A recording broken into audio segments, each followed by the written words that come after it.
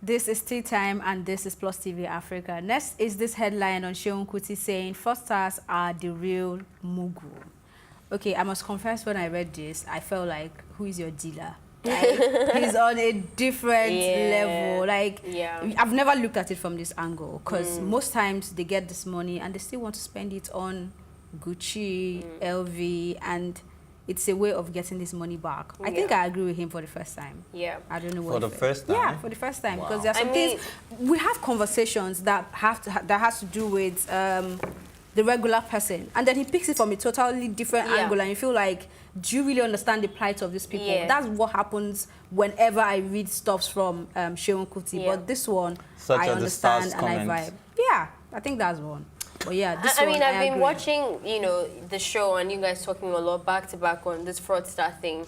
And I think the solid bit, the angle that he took that really impressed everyone is that he's going, not even just in the actions, but the mindset of the people. You know, it hits that point. It takes a certain mindset to even want to get into this business in the first place, right? Someone with who wants to be plain and have integrity or honesty as a value wouldn't get into that kind of stuff, because you can't have integrity and honesty in that kind of business anyway.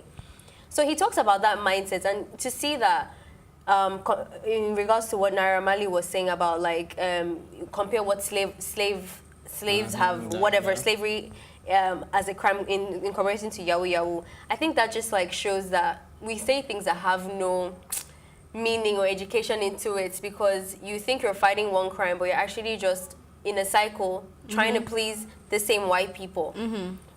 Putting money, the stolen money. You have to do your own, like this. You know, same cycle. It's a cycle. Same men.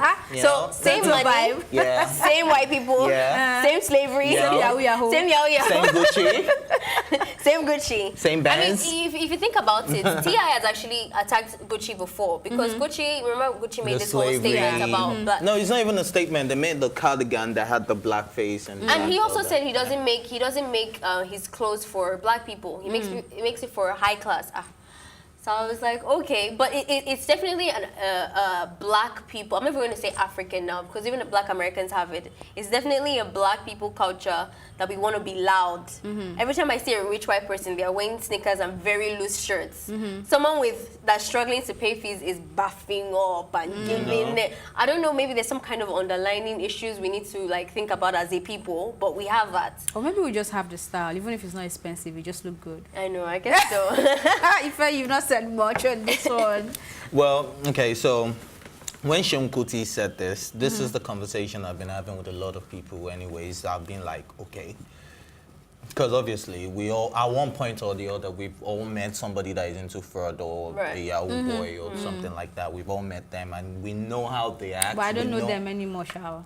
Let's continue in case they are coming to pick somebody to confess.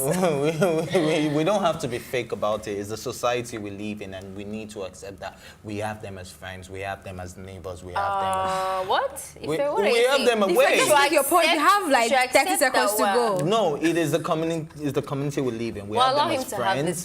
We have them as neighbors. We have them people we see on the streets. We have them as customers. Do you understand? So at the end of the day, I like where Seun Kuti is coming from. What most of these Yahoo boys lack, like you said, is the sense to actually make their legal money. Look, Jay-Z was a dope dealer, but he turned his money and he built an empire out of it. Do you understand? So if you're doing whatever it is you're doing, try and legalize it. Or maybe investing back into the country. Start bad, but then work your way. No, I'm saying even if you have started bad, just try and look for a way to look for something legit to do. I guess and, so. And I will say focus on that. That is Ife Oshokaye's opinion. You don't need to follow it. And that's how we are wrapping up on Tea Time this afternoon. If there's any episode you missed, don't worry. Do watch roundup of Tea Time over the weekend and join us on Monday for fresh episodes of the program. Until then, a big thank you to my anchors Ife and Ife, the production team, as well as our stylist Kuti of Kudi's Empire and Liz Harrison. I'm Elsie Godwin saying thanks for watching and have a great weekend.